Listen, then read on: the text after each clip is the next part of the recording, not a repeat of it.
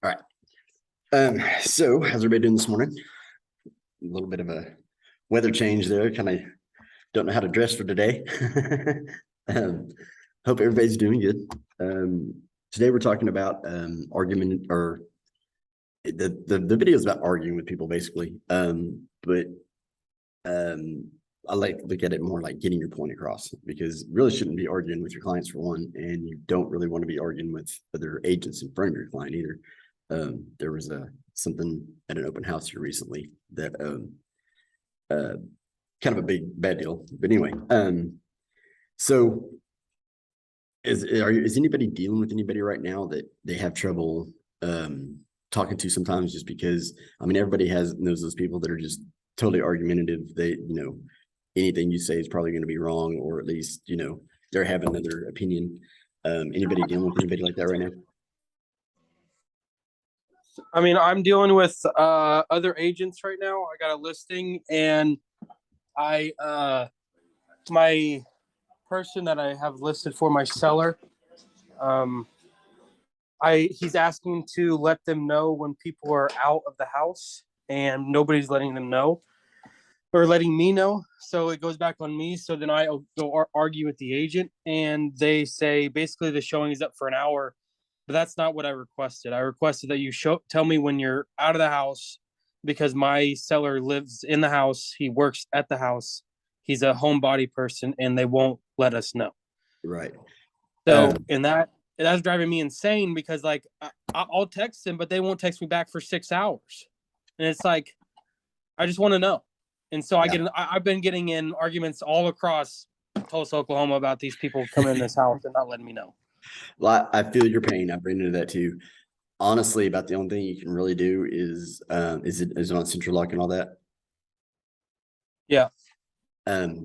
You should get, I mean, if they do it right, whenever they get there, they open it, to take the key out, they close it. You should get that notice, and then whenever they leave again, they're supposed to open it again to put the key back in and close it, and that tells you that they've left.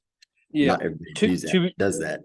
Most of the time, it's just open it, pull the key out, unlock, go in, and then show it, and then shut it. Yep. So that is a difficult one. But to be fair, I'm not using my own lockbox right now. I'm using somebody else's my first listing. So I'm using somebody else's lockbox, so I don't get those notifications yet. Oh, yeah. See, it's tough one too. Yeah. Yes. I'm in the process of getting my own lockboxes, all this, that, and the other, but it's my first listing. I use somebody else's lockbox, So I guess that would stop my frustration. Yeah, I mean that will make a difference, honestly. But I mean, I say that I still run into that too, and with my own lockboxes and stuff too. So I mean, this is one of those things that it is frustrating, but other than just making sure you've got everything on your remarks and everything really clear, and I mean it doesn't matter how clear you put it. There's still gonna be people that just totally ignore it. I mean, that's just one of those things. It's kind of a have to grin and bear it type of thing. But like I said, there are a few things you can do to help. Like I said, but yeah, we get you once you get your own logbox and stuff. I think that'll help a lot too. Good to know. Okay, so what are some instances whenever there's more likely to be an argument come up? You mean think right off the top of your head? I can think of a good one. Commission. Like talking to your clients when you're first doing the listing appointment. Has anybody ran into anything with anybody wanting you to lower your commission? That can cause an argument. Like I said, the whole thing about it is basically just well, let's see, another one would be like lowball offers. If you have a buyer wanting to make a lowball offer, trying to come across to them that that's not ever the best idea. Sometimes that can get into some heated conversations. Basically is you want to realize when these situations are more likely to present themselves, and be prepared, and just know that there's certain, especially with a lot of stuff in real estate, with your listers and listings and stuff, especially if there's any kind of a extra situation going on. Sometimes people are forced to sell because they're about to be foreclosed on and stuff like that. Emotions run a lot higher. So you have to remember that, and you have to kind of keep that in check. Just the facts. I mean, basically that's usually the easiest way to do it. You don't want to come across as cold, but you don't want to come across emotional either. It's just, these are the facts. We have to deal with them and then move on. So anyway, let's get into the video.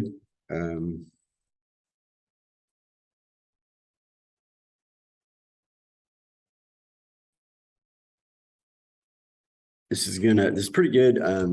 This one, they used Jon Stewart as an example a lot through here.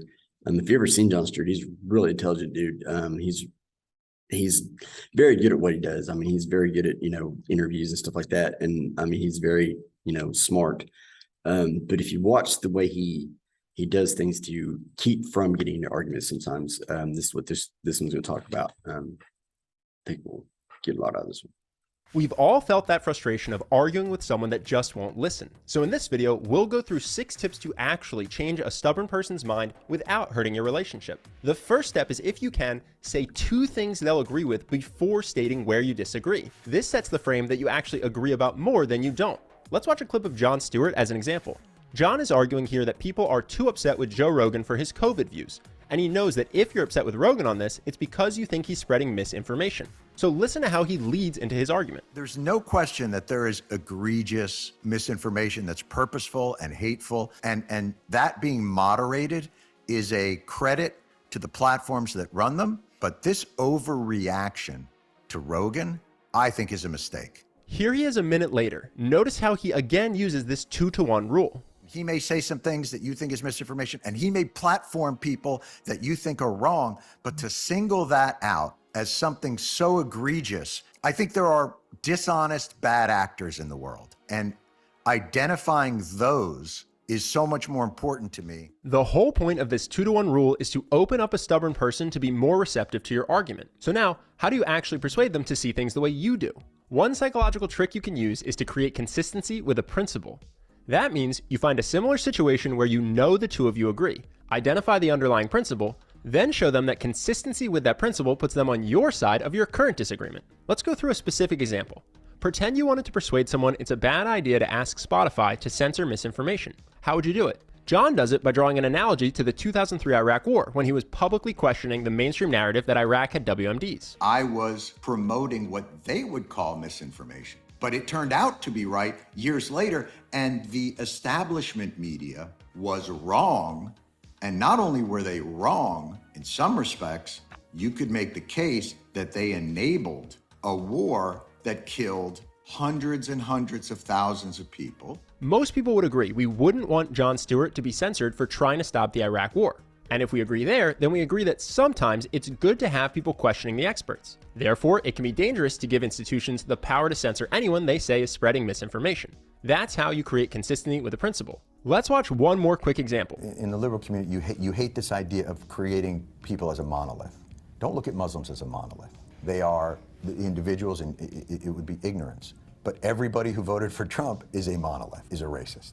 That hypocrisy is also real in our country. In both these first 2 points, there's an emphasis on agreeing. That's because if you want to persuade someone, you have to avoid triggering the other person's us versus them psychology. And this means being persuasive is about more than just the words you say, it's also about your delivery. This next clip is a good example of what not to do. You know what? Explain to me. You explain to me why black kids aren't graduating high school.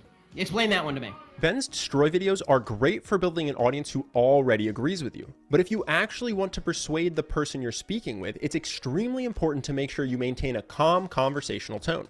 If this is something you struggle with on certain topics, you can literally steal the sentence at the end of this next clip. You stated this. Yeah. There is no, I don't believe that there's a thing called white privilege. There is not. See, now, okay, now we have a conversation we can have. Okay, look. Beyond tone, it's hard to convince anyone of anything if they don't like you. So a key part of persuading someone is prioritizing your connection. There's several ways to do this. A great first habit is to allow for playful breaks. Often when someone is tired of arguing, they'll make a joke to try to lighten the mood. Some people steamroll right over that joke to make their point, but Jon momentarily sets aside the debate if there's an opportunity to build rapport. Here's a quick example. Joe Rogan has power because so many people listen to him. But that and because of the elk meat. Let me go back. because you're right, Jay. Jay Rogan has power because of elk meat. And that is what allows him to have the energy to have all the... John didn't say anything insanely clever, but you can see how just going along with someone's joke can help you build more of a connection. You saw it on the other guy's face. I'm making this quick video because it has been 1 month since joining the Cashflow 101 system. And so what I wanted to do is make this video to...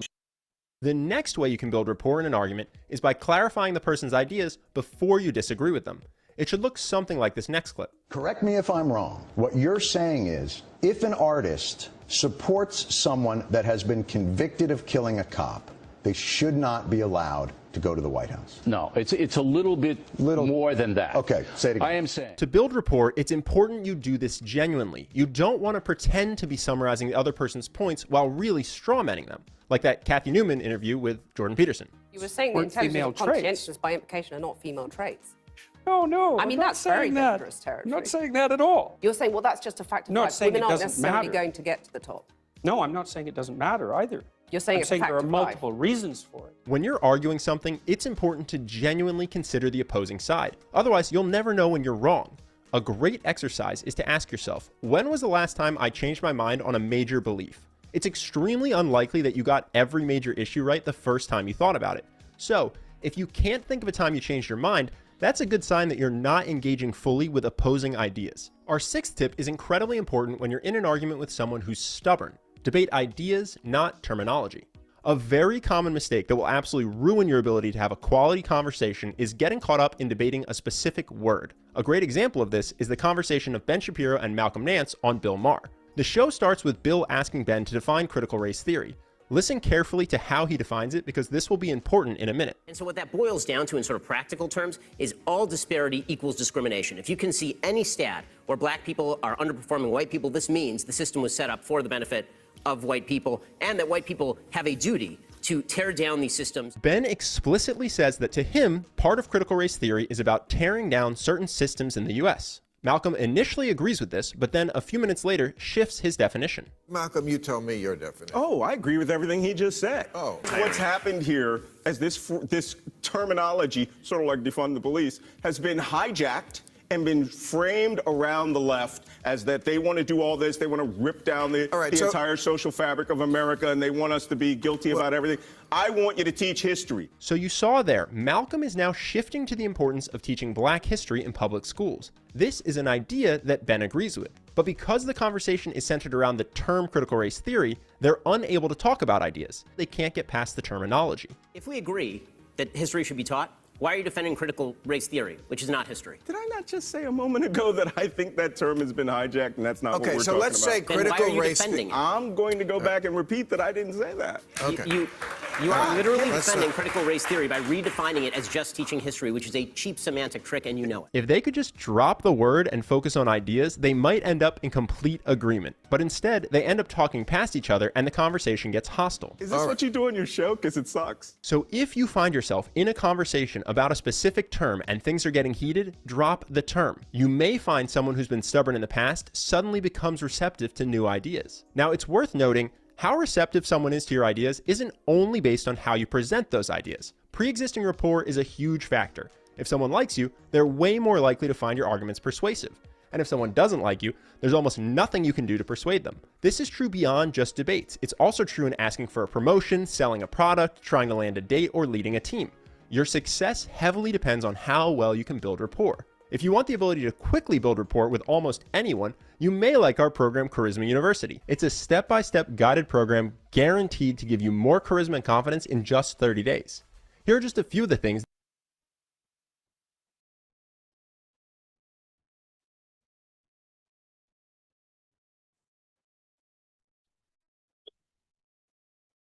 I had to double check. I don't think anything else really on there.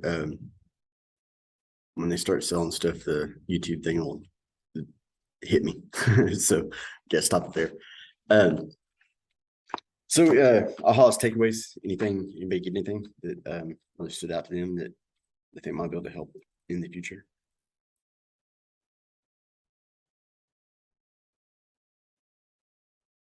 The one thing that I really agreed with and really got out of it was if you go, basically, if you go looking for a fight, you're gonna find one. So if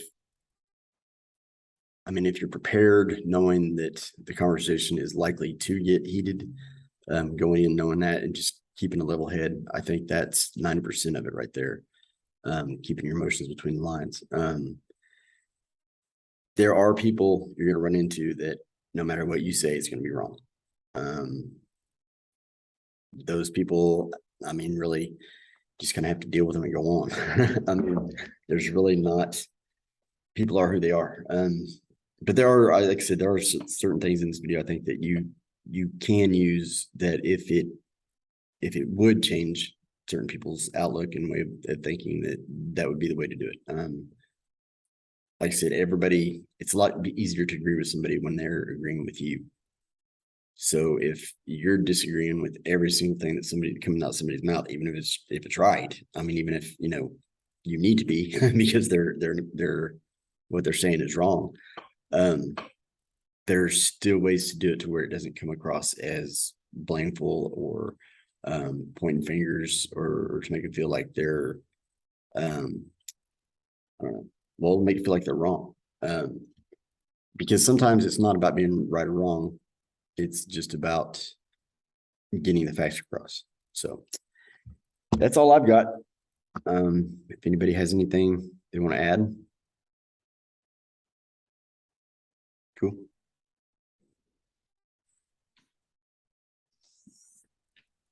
Cool. All righty. Well, y'all have a good week. If you need anything, I'll be around and I will see y'all next Monday. Appreciate it. See you later. Later.